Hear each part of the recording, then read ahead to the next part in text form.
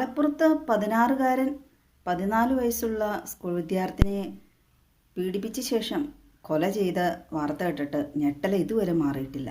സ്കൂളിൽ പഠിക്കുന്ന പ്രായത്തിലുള്ള ഒരു കുട്ടി മറ്റൊരു കുട്ടിയെ വകവരുത്തുന്നത് ആദ്യത്തെ ന്യൂസൊന്നുമല്ല. ഈ ന്യൂസ് വന്ന ചാനലുകളുടെയൊക്കെ കമൻറ്റ് ബോക്സിൽ കണ്ടായിരുന്നു, എന്തിനാണ് ആ പെൺകുട്ടി ആ പയ്യൻ വിളിച്ചപ്പോൾ പോയതെന്ന്. അത് തന്നെയാണ് കേട്ടോ എനിക്കും ചോദിക്കാനുള്ളൂ. പ്രത്യേകിച്ച് ആ പയ്യനെക്കുറിച്ച് വലിയ അഭിപ്രായമൊന്നുമില്ല. മയക്കുമരുന്നിന് അടിമയാണെന്നൊക്കെ പറയപ്പെടുന്നു. ക്രിസ്തുമസ് പരീക്ഷയ്ക്ക് ശേഷം ആ പയ്യൻ സ്കൂളിൽ ചെന്നിട്ടില്ലെന്നും ഒരു കടയിൽ മറ്റോ പണിക്ക് പോവുകയാണെന്നൊക്കെ ന്യൂസ് ചാനലിലൊക്കെ കണ്ടു. ചെയ്യുന്ന കുറ്റത്തിൻ്റെ ക്രൂരത ആ വ്യാപ്തി അനുസരിച്ച് തന്നെ ശിക്ഷ കൊടുക്കണം, പ്രായം നോക്കാതെ. ആ പ്രായം നോക്കി ഇളവുകൾ ലഭ്യമാകുന്നതുകൊണ്ടായിരിക്കാം ഒരുപക്ഷെ ഇതുപോലത്തെ കുറ്റവാളികൾ കൂടി വരുന്നത്. പെൺകുട്ടി പഠിക്കാൻ സ്കൂളിൽ പോയ ആളാണ്, മരണത്തിലേക്കാണ് പോയത്. പോലീസിൻ്റെയൊക്കെ അഭിമുഖത്തിൽ കണ്ടത് നടന്നാണ് പോയത്. ഈ പെൺകുട്ടിയും ആ പയ്യനും CCTV ദൃശ്യങ്ങളൊക്കെ പരിശോധിച്ച് പോയി. പിന്നെ പോലീസ് പറഞ്ഞത് ആ പെൺകുട്ടി യൂണിഫോമിലല്ലായിരുന്നു. ഇപ്പം മിക്ക കുട്ടികളും അങ്ങനെയാണ്, അവർ പബ്ലിക് ടോയ്ലറ്റിൽ എവിടെയെങ്കിലും പോയി ഡ്രസ്സ് മാറിയൊക്കെയാണ് പോണത്. സ്കൂൾ യൂണിഫോമിലല്ലാത്തതുകൊണ്ട് ആളുകൾക്കും തിരിച്ചറിയാൻ ബുദ്ധിമുട്ടായിരിക്കും സ്കൂൾ കുട്ടികളാണോ അല്ലേ എന്നുള്ളത്. പിന്നെ മരണപ്പെട്ട ഈ പെൺകുട്ടി പഠിക്കുന്ന സ്കൂൾ അധികൃതർ ആബ്സെൻറ്റീസ് ലിസ്റ്റ് ഇട്ടില്ല, അതുകൊണ്ട് ആ കുട്ടി സ്കൂളിൽ പോയോ കയറിയോ ഇല്ലെന്നൊന്നും മാതാപിതാക്കൾക്ക് അറിയാൻ കഴിഞ്ഞില്ല എന്നൊക്കെ പറയുന്നു. സ്കൂളിനെ കുറ്റം പറഞ്ഞിട്ട് കാര്യമില്ല. കാരണം ഈ പെൺകുട്ടിക്ക് എന്തെങ്കിലും ഇതുപോലെ പ്രശ്നങ്ങളുണ്ടെങ്കിൽ, ജീവന് ആപത്തോ ജീവിതമായിട്ട് എന്തെങ്കിലും പ്രശ്നമുള്ള കുട്ടിയാണെങ്കിൽ മാതാപിതാക്കൾ ശ്രദ്ധിക്കണമായിരുന്നു, സ്കൂൾ അധികൃതരെ അറിയിക്കണമായിരുന്നു. അഥവാ ഇപ്പോൾ ഈ സ്കൂൾ അധികൃതർ ഇങ്ങനെ ഒരു അബ്സെൻറ്റീസ് ലിസ്റ്റ് എന്നും ഇടുകയാണെങ്കിൽ തന്നെ മിക്ക പേരൻസിനും അവരുടെ ഫോണുകളിൽ നെറ്റൊന്നും കാണില്ല, ചിലർ ബ്ലോക്ക് ചെയ്തൊക്കെ വെച്ചേക്കുമായിരിക്കും. അപ്പോൾ പല കാര്യങ്ങളും അറിയാൻ കഴിയാതെ വരും. പിന്നെ ഈ മരണപ്പെട്ട കുട്ടിയെയും സഹോദരിയെയും അമ്മ തന്നെയാണ് വണ്ടിയിൽ കൊണ്ടുപോയി സ്കൂളിൽ ആക്കിയത് എന്നൊക്കെ പറയുന്നു. പക്ഷേ ഈ പെൺകുട്ടി സ്കൂളിൽ കയറാതെ പോയി. ഇപ്പോൾ സ്കൂളുകാരെ നമുക്ക് പൂർണ്ണമായും തെറ്റു പറയാൻ കഴിയില്ല. ആ കുട്ടി സ്കൂളിലേക്ക് കയറി, ക്ലാസ്സിൽ കയറി എന്ന് ഉറപ്പുവരുത്തേണ്ടത് മാതാവാണോ പിതാവാണോ, ആരാണോ കൊണ്ടുവിടുന്നത് ആ ആളുടെ ഉത്തരവാദിത്തം തന്നെയാണ്. കാരണം പ്രത്യേകിച്ച് ഈ പെൺകുട്ടിയെ ഈ കൊല ചെയ്തു എന്ന് പറയുന്ന പ്രതിയാക്കപ്പെട്ട ആ കുട്ടി എന്ന് പറയാൻ കഴിയില്ല, ഇടയ്ക്ക് വീട്ടിൽ ചെന്ന് ഭീഷണിപ്പെടുത്തി എന്നൊക്കെ പറയുന്നു, കാണിച്ചു തരാം എന്നൊക്കെ പറയുന്നു. അപ്പോൾ തീർച്ചയായും ആ പെൺകുട്ടിയുടെ മേൽ ഒരു കണ്ണ് ഉണ്ടായിരിക്കേണ്ടതാണ്. ഇനിയിപ്പോൾ ആരെയും കുറ്റം പറഞ്ഞിട്ട് കാര്യമില്ല, പോകാനുള്ള പോയി, തിരിച്ച് കിട്ടുകയില്ല. 16-കാരൻ ഒറ്റയ്ക്കാണ് കൃത്യം നിർവഹിച്ചതെന്ന് ആർക്കും വിശ്വസിക്കാൻ കഴിയില്ല. കാരണം ഈ പെൺകുട്ടിയുടെ കൈ ബന്ധിച്ചിട്ടുണ്ടായിരുന്നു എന്നൊക്കെ പറയുന്നു. ഒരിക്കലും ഒറ്റയ്ക്ക് ഒരാളുടെ കൈ കെട്ടിയിടാൻ കഴിയുക എന്നുള്ള ഒരു അസാധ്യമായ കാര്യമാണ് പറയപ്പെടുന്നത്. പിന്നെ വെള്ളം ചോദിച്ച് ഈ 16-കാരൻ ചെന്നു, 300 മീറ്റർ അകലെ, അതിൽ കൂടുതൽ അകലം ഉണ്ടെന്നൊക്കെ ചില ചാനലിലൊക്കെ കണ്ടു.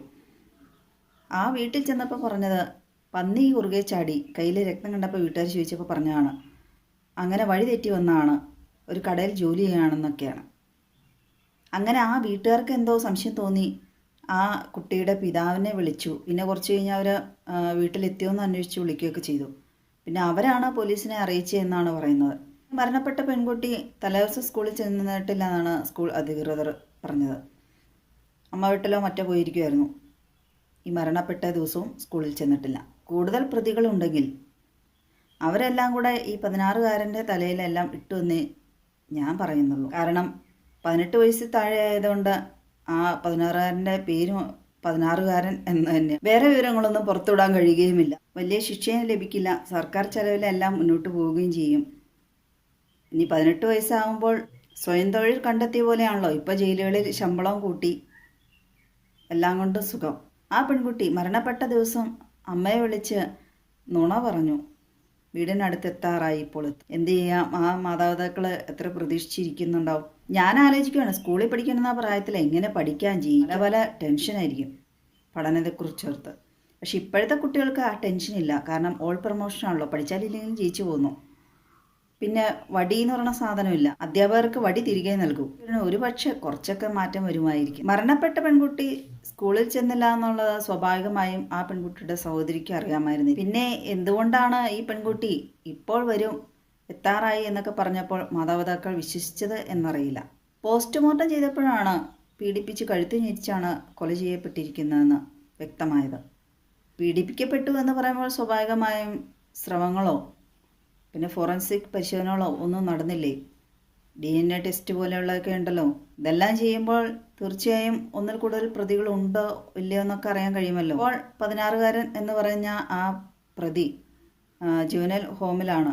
അന്നത്തെ നിയമമാണ് ജുവനൈൽ ജസ്റ്റിസ് ആക്ട് പ്രകാരം ഈ ശിക്ഷാ ഇളവുകൾ ഇങ്ങനെയൊക്കെ വന്നതാണ്. കാരണം അന്ന് കുട്ടികളെന്ന് പറയുമ്പോൾ ഇത്രയും വലിയ ആളുകളെ പോലെ ക്രൂരത ചെയ്യുന്ന ആൾക്കാരല്ല.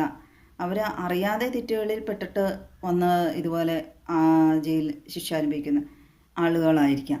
അതുകൊണ്ടായിരിക്കാം ഒരുപക്ഷെ അന്ന് ചെറിയ ശിക്ഷയിലെ കുട്ടികൾക്കുള്ള ശിക്ഷയാക്കി വെച്ചത്. പക്ഷേ ഇപ്പോൾ പ്രായമൊന്നും ഒന്നും പ്രശ്നമില്ല. കാരണം വലിയ ആളുകൾ ചെയ്യുന്നതിനെ കഷ്ടമായിട്ടാണ് ഇപ്പോഴത്തെ തലമുറ ചെയ്തു കൂട്ടുന്നത്. അന്നൊക്കെ പറയും കാമുകന്മാരെന്ന് പറഞ്ഞാൽ പ്രണയം, നൈരാശ്യം, മാനസവേദന പടി നടക്കുന്നു എന്നൊക്കെ പറയും. ഇപ്പം അതിനുള്ള സമയമില്ല. കുട്ടികൾക്ക് നിരാശപ്പെടാൻ സമയമില്ല. ഉടനടി ആക്ഷനാണ്. പിന്നെ പ്രണയ പക എന്നാണ് ഇപ്പം അറിയപ്പെടുന്നത്. കൊല ചെയ്ത ആ 16കാരൻ്റെ വീട്ടുകാരുടെയും മരണപ്പെട്ട പെൺകുട്ടിയുടെ വീട്ടുകാരുടെയും അവസ്ഥ ഓർക്കുമ്പോഴാണ്.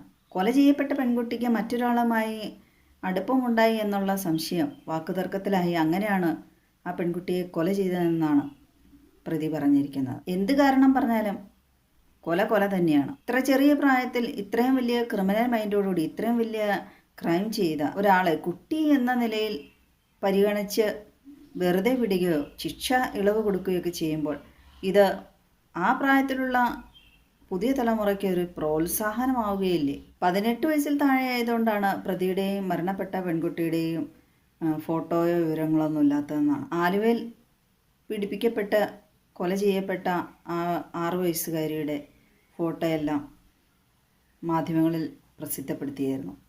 ഇങ്ങനെ ഒരു നിയമമായതുകൊണ്ട് ഇനി 18 വയസ്സ് പൂർത്തിയായി കഴിഞ്ഞ എല്ലാ ശിക്ഷയും അതെല്ലാം കഴിഞ്ഞ് പുറത്തേക്ക് വന്നാലും സുഖമായിട്ട് ജീവിക്കാമെന്നുള്ളൂ. കാരണം അവരെ അടുത്തറിയാവുന്നവർ മാത്രമല്ലേ മുഖം കണ്ടിട്ടുള്ളൂ. ഇത്രയും ആസൂത്രണം ചെയ്ത് കൊല ചെയ്ത ഒരു പ്രതി പുറത്തേക്ക് വരുമ്പോൾ എപ്പോഴും അപകടകാരി തന്നെയാണെന്നാണ് എൻ്റെ അഭിപ്രായം.